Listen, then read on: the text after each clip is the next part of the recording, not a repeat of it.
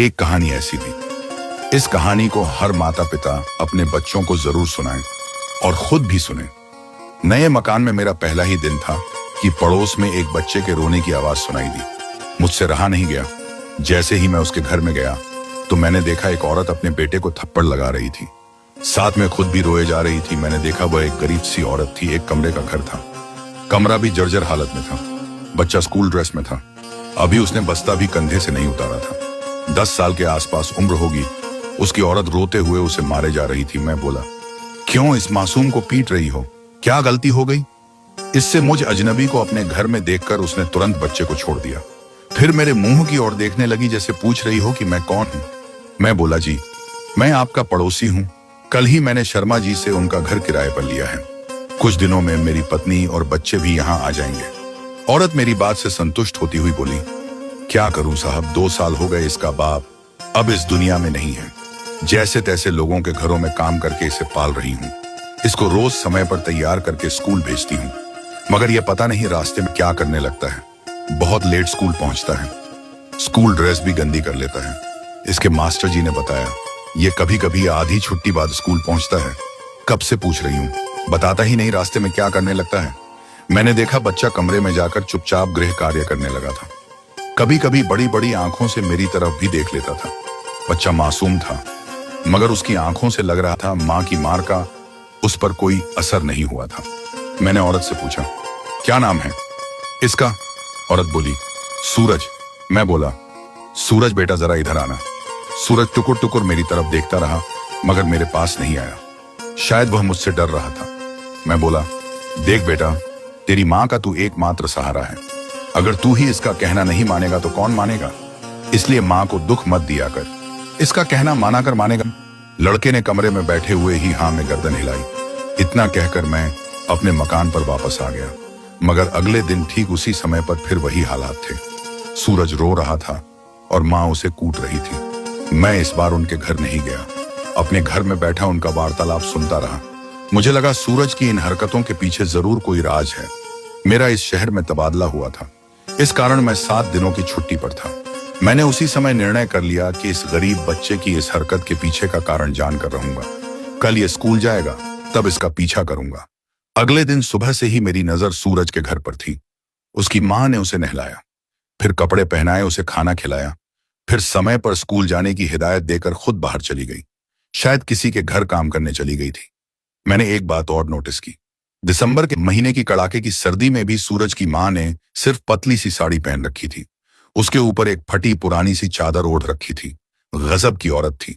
हाड़ तोड़ सर्दी में इतने कम कपड़े पहनकर बाहर निकलना जिगर वालों का काम था। उसके जाते ही सूरज भी बस्ता लेकर घर से बाहर निकल गया। सूरज ने स्कूल ड्रेस के ऊपर एक गर्म कोट पहन रखा था, साथ में सर पर गर्म टोपा भी पहन रखा था। मां खुद सर्दी झेल रही थी, मगर उसने बच्चे के सर्दी से बचाव का पूरा इंतजाम कर रखा था। मैं मन ही मन कह उठा, वाह रे जननी, तू धन्य है, खुद 1000 दर्द झेलती है, मगर अपने बच्चे को हवा भी नहीं लगने देती। सूरज के कुछ दूर चले जाने पर मैं घर से बाहर निकला और काफी दूरी का फासला बनाकर उसका पीछा करने लगा। वह चलता हुआ बाजार में पहुंचा, फिर एक चाय वाले की दुकान पर ठहर गया। चाय वाले से उसकी कुछ बातें हुई, फिर वह अपना बस्ता एक तरफ रखकर वहां काम करने लगा। मैं काफी दूर एक दूसरी चाय की दुकान पर बैठा सब कुछ देख रहा था। सूरज कभी झूठे गिलास धो रहा था, कभी वहां बैठे लोगों को चाय परोस रहा था। लगभग 2 घंटे बाद चाय वाले ने उसे कुछ पैसे दिए। पैसे लेकर वह वहां से चल पड़ा। कुछ दूर चलकर वह एक पेड़ के नीचे बैठ गया। फिर उसने अपने बस्ते में से पैसे निकाले और उन्हें गिनने लगा। शायद वो सारे पैसे उसकी पिछले दिनों की कमाई थी। पैसे गिनने के बाद उसके चेहरे पर संतुष्टि के भाव दिखाई दिए। फिर वह उन पैसों को लेकर एक कपड़े की दुकान पर पहुंचा। मैं बाहर खड़ा रहा। जब वह दुकान से बाहर आया, तब उसके हाथों में एक पॉलीथीन की बड़ी सी थैली थी। थैली फूली हुई थी, शायद थैली में कोई सामान था। वह वापस उस चाय वाले की दुकान पर आया। उसने कुछ कहते हुए वह थैली उसे दे दी, फिर स्कूल की तरफ चल पड़ा। मैंने महसूस किया वह बहुत खुश था। उसके चेहरे पर अजीब सी रौनक थी। वह जल्दी चलता हुआ स्कूल पहुंचा। वह सरकारी स्कूल थी। सर्दी तेज होने के कारण मास्टर जी ने बाहर धूप में बच्चों को बैठा रखा था। मैंने देखा वह चुपके से जाकर बच्चों के पीछे बैठ गया, मगर शायद मास्टर जी की उस पर नजर पड़ गई थी, इसलिए मास्टर जी ने उसे खड़ा कर लिया। मैं काफी दूरी पर था। मास्टर जी सूरज को डांटते रहे, फिर उन्होंने उसे हाथ ऊपर करके खड़ा कर दिया। 5-7 मिनट की सजा देने के बाद मास्टर जी ने सूरज को बैठा दिया था। उसके बाद मैं घर चला आया था।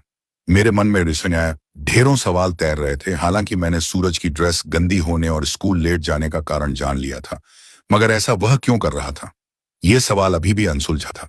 स्कूल की छुट्टी के बाद जब सूरज घर लौटा तो मैंने देखा उसके हाथ में वही पॉलीथीन थी जो वह चाय वाले को दे आया था। वह चहकता हुआ अपने घर पहुंचा। मैं अपने घर की दीवार के पास खड़ा सब देख रहा था। उसकी मां घर के छोटे से आंगन में बैठी अनाज से कम कर बीन रही थी। ज्यों ही उसने सूरज को देखा, चीख कर बोली, आज फिर ड्रेस गंदी कर लाया ना, हे भगवान, मैं इस लड़के का क्या करूं। सूरज मासूमियत से बोला, आज के बाद ड्रेस कभी गंदी नहीं होगी मां। मां बोली, तू रोज यही कहता है, मगर अगले दिन फिर गंदी कर लाता है। फिर जैसे ही मां की नजर सूरज के हाथ में पकड़ी हुई पॉलीथीन पर गई तो वह चौंक कर बोली, ये हाथ में क्या है तेरे। सूरज ने झट से पॉलीथीन में से एक सुंदर सी स्वेटर निकाली, फिर मां को देता हुआ बोला, ये मैं तुम्हारे लिए लाया हूं मां। तुम्हारे पास स्वेटर नहीं है ना, तू रोज ठिठुरती हुई काम करने जाती है। आज के बाद तुम्हें जरा भी सर्दी नहीं लगेगी स्वेटर देखकर, पता नहीं क्यों। मेरी आंखों से आंसू बह निकलने। मां गुस्से में बोली, तू कहां से लाया ये महंगी स्वेटर, तुमने चोरी की ना। सूरज विश्वास के साथ बोला, नहीं मां, मैंने चोरी नहीं की। मैंने एक अंकल की दुकान पर चाय के गिलास धोकर ये पैसे कमाए हैं। इसी कारण मेरी ड्रेस गंदी हो जाती थी और मैं स्कूल लेट जाता था। इतना सुनते ही मां का चेहरा बिगड़ने लगा। वह स्वेटर हाथ में लेकर सुबकने लगी। झट से सूरज को छाती से लगाकर बोली, तू ये सब मेरे लिए कर रहा था। इतनी सर्दी में तुमने मां की स्वेटर के लिए गिलास धोए, मेरे और मास्टर जी के हाथों मार भी खाई। कहते हुए वह जोर जोर से रोने लगी। वह कभी स्वेटर देखती, कभी बेटे को प्यार करती, कभी हिरनी की तरह उसके माथे को चूमती। बेहद करुणामय दृश्य था। मैं तो पत्थर बना हुआ सब देख रहा था और मेरी आंखें लगातार बरस रही थी। मां के प्रति एक नन्हे से बालक का असीम प्यार मुझे भीतर तक द्रवित कर गया। सूरज मां की गोद में दुबका हुआ उसके आंसू पोंछते हुए बोला, रो मत मां, जब मैं बड़ा हो जाऊंगा तब तेरे सारे दुख दूर कर दूंगा। मां सुबकते हुए बोली, इसी आस में तो जी रही हूं रे, तू जल्दी से बड़ा हो जा। तेरे बापू के जाने के बाद मैं बहुत थक गई हूं, मुझसे और नहीं देखा गया। मैं अपने कमरे में आकर अपने आंसू पोंछने लगा। मुझे नॉर्मल होने में काफी समय लगा था। फिर अचानक माँ बेटे की हंसी की आवाज सुनकर मुझे फिर से दीवार के पास आना पड़ा।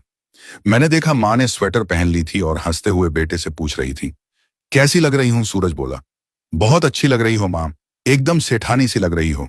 क्रिएटर आनंद वर्मा। पोस्ट अच्छी लगे तो लाइक, शेयर और कमेंट्स कर देना दोस्तों। अच्छी कहानियों के लिए पेज को फॉलो कर लेना। कीमती समय निकालकर पढ़ने के लिए धन्यवाद।